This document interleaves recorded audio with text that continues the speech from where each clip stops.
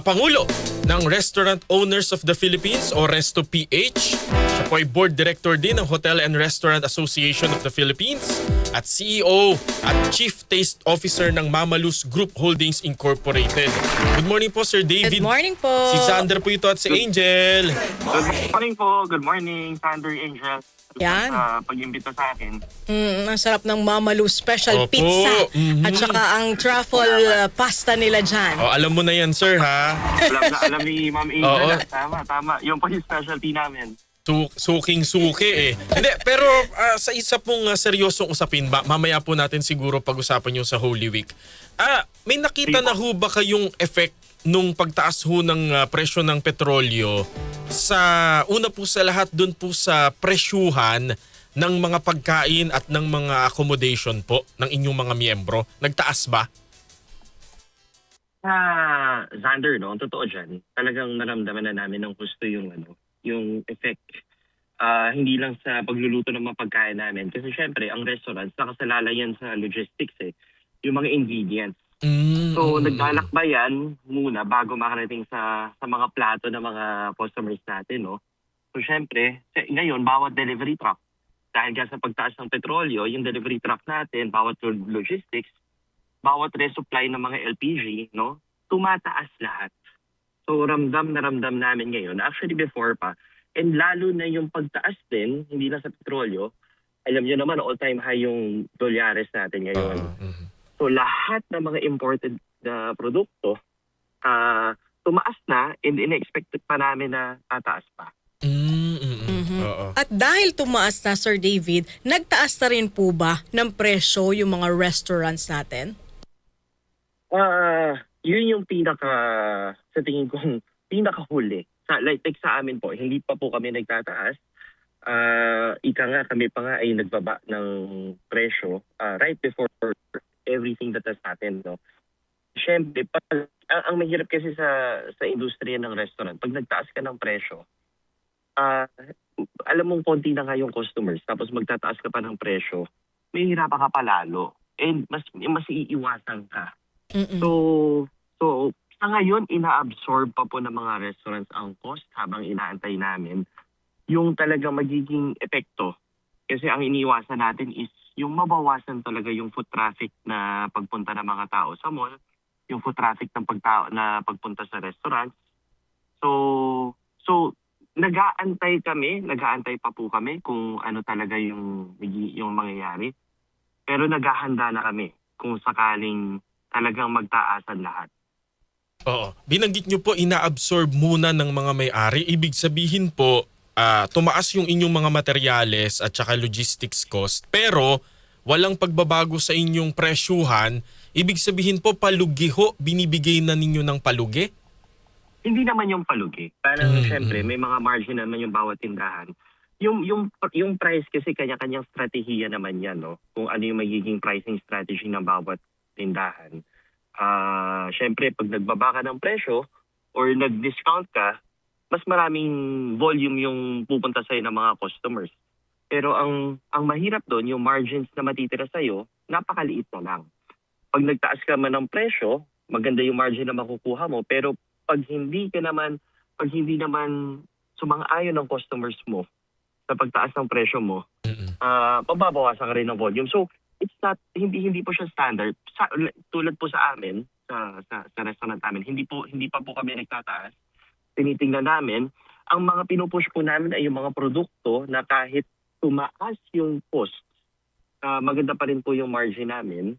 So may kanya-kanyang strategy. So ang pinupush po, I think, so nagkaroon po kami ng talk along with 50 restaurant owners sa Resto PH. Ang tinuro ko po sa kanila, ang pinush ko po is, i-push natin yung mga stars ng tindahan. Yung mga stars po ay yung mga produkto ng mga na binibenta natin na mataas ang margin natin at medyo popular.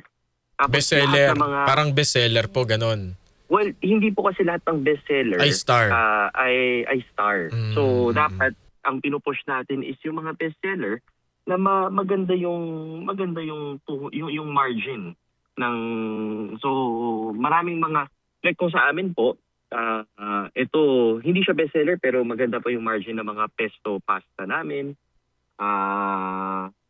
So ngayon, naghihingkayat kami para i-promote pa, para at least pag yun yung in-order ng mga customers, maganda rin yung kitaan sa, parang it's a win-win po, no? Oo. Ang mahirap kasi pag hindi win-win dahil nga sa pagtaas ng produkto, no?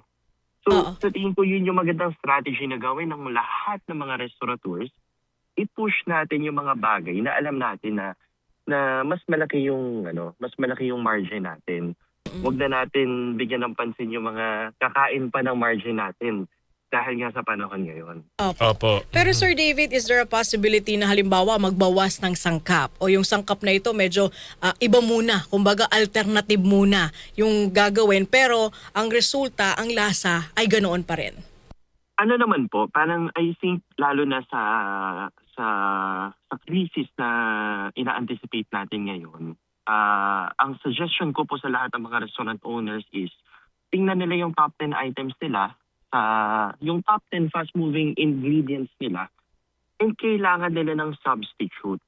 Yung substitute na yan, hindi naman sa pagtitipid. More importantly is para hindi mawala yung supply. Tayo naman mga restaurants, bago natin isipin na kumuha tayo ng mas mura, quality muna ang iniisip natin. And I think ang nangyayari ngayon is not shortage or an increase in the cost, but a shortage of the supply. Sa tingin ko, mas magiging problematic po sa atin na magka-shortage tayo ng ingredients kasi kung wala kang backup sa mga, sabihin natin, kung magkaroon tayo ng shortage, sabihin natin, magkaroon ng shortage sa manok. Yung manok, in-anticipate natin na tataas na 300 pesos per kilo. Pag magka-shortage ng manok, mas magkakaproblema po tayo sa mga binebenta natin. So ang suggestion ko is tingnan yung top 10 items, siguraduhin ngayon pa lang meron na tayong substitute na supplier in any case na magkaroon talaga ng shortage. Opo, kumbaga po, planning ahead. Kumbaga parang proactive na hakbang. Tama po. Kailangan, I think ang natutunan po natin 6 years ago nung nag-umpisa yung pandemic is, kumbaga, we have to, still be cautiously optimistic. Be proactive. Kailangan handa po tayo. And malalagpasan po natin to. Yes, opo. Sir David, sa inyo po bang sektor, meron po ba kayong hinihinging tulong mula po sa ating gobyerno para maibsan naman yung epekto ng oil crisis? Sa amin naman po, parang, kasi may pakikipag-ugnayan naman po kami sa DTI and sa aming mga partners sa mall sector, no? I think ang pinakamahalagang request is because nababalitaan natin sa news na hanggang April na lang yung LPG and hindi natin alam kung ano ba talaga bang hanggang ganito na lang yung LPG. And pag nakikita ko po sa balita, sa mga nangyayari sa India, 40% po ng restaurant sa India ay nagsara because of this crisis, because of the LPG crisis. So sana maging essential ang pag-classify sa restaurant LPG, no? Kasi pag walang LPG, walang restaurant. Wala kami maluluto. Walang pang-init ng pagkain. Hindi naman lahat makakapag-switch kagad sa electric. Yun po yung ginagawa namin. Nag-switch po kami sa electric. Hindi naman po lahat ng restaurants kayang-kaya na bumili kagad ng mga equipment na electric, no? So yung LPG po, essential siya. And I hope that there is proper disclosure sa yung totoong status ng LPG. Alam natin na gasolina mas nakakarami sa lahat, pero yung LPG po, essential po siya. Hindi lang sa restaurant, pati sa bahay. So, yun lang po. At least we're hoping for to know what is the real picture so that we are, hindi kami mabibigla, hindi kami magugulat. Hindi kami magpapanik. Opo. Meron na ho ba kayong mga miyembro na nagsara? Restaurant man po o mga hotel? Ano naman po, hindi po nagsara dahil sa crisis. Alam niyo naman po na ang restaurant ay one of the toughest businesses to go into. And yung pagsasara is not because of the crisis that we have now. May mga restaurants po na nagsara. Kung makikita niyo naman po, maraming bakante, especially at the beginning of the year. cycle po yan ng industriya ng restaurant na may nagsasara pero marami rin pong nagbubukas. I mean, parang sa amin po, ako po magbubukas ako sa Tagaytay ng branch ko po. Tapos sa Macalawa, sa Quezon City naman po. So yun yung life cycle ng restaurant. May mga nagsasara and marami nagbubukas. Pero hindi naman po, wala pa naman ako nababalitaan because of the crisis na may nagsara na. Sir David, napansin niyo po ba na nagkaroon ng pagbabago sa dining habits sa mga Pilipino dahil na nga rin sa patuloy na pagtaas ng presyo ng mga pangunahing bilihin? Kumbaga lumiliit lalo ang budget o purchasing power ng mga Pilipino. Kapansin-pansin po, lalo na tong mid ng Marso, is bumaba po yung foot traffic, bumaba yung dine-in. So, ano lang po, well, ngayon kasi we're in Holy Week. So, marami rin nagbabakasyon. Pero yes, kapansin-pansin po na bumawas ang pag-dine-in. Ang nakikita po namin is, siyempre, yung budget na dating nakalaan sa paglabas. And dahil sa sobrang laki ng increase ng ginagastos natin sa gas, yung budget na naka-allocate is binibigay na sa allocation ng transportasyon, no? Sa allocation ng gas. So nakikita po namin na ang shift ngayon will be more, tulad ng COVID, will be more for delivery.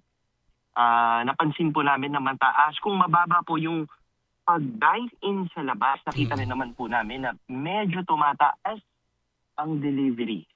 Tumataas actually more delivery than take-out. Tumataas yung delivery. So yung mga tao, kumakain pa rin po sila sa mga paborito nilang restaurant. Hindi na lang po sila pumupunta doon pero nagpapadeliver sila. Oo, kasi parang mas magiging limitado kung ikaw ay magpapadeliver kumpara sa magda-dine-in na, ay teka, parang may bago, parang try natin. Diba yung mga ganon? So, hinihingkayat ko yung mga restaurants na mag-focus and gumawa ng mga kung ano-anong promos na maghihingkayat sa tao na magpa-deliver. Alam naman natin na parte na ng buhay ang delivery din, no? So, at least yung for survival, makakatulong po na everyone will be creative to create promos or create strategies for delivery so that tuloy-tuloy rin po ang negosyo natin.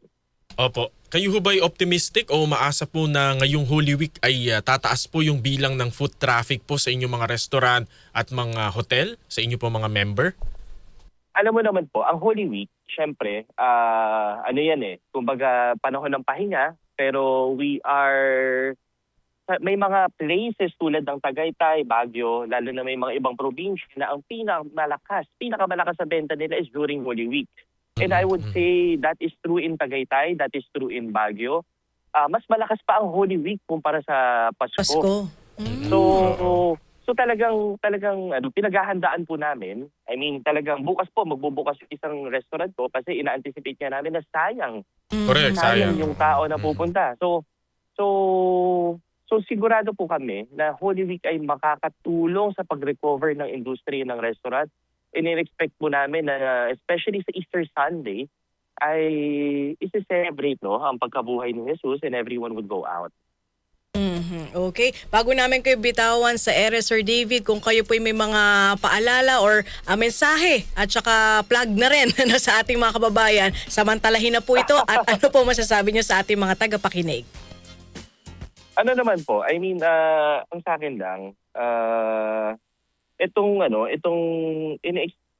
alam mo, yung restaurant industry ng Pilipinas, I believe na nasa DNA natin yung survivorship, no?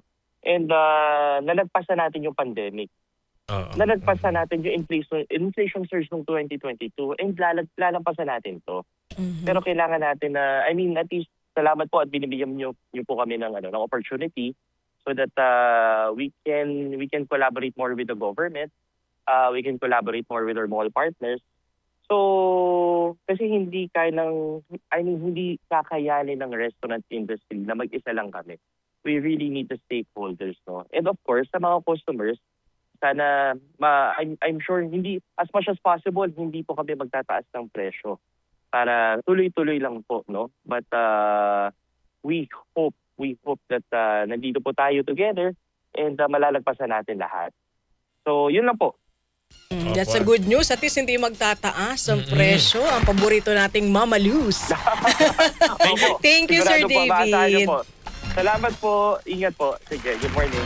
Maraming salamat po kay Sir David Sison. Siya po ay president po ng Restaurant Owners of the Philippines at board director din ng Hotel and Restaurant Association of the Philippines.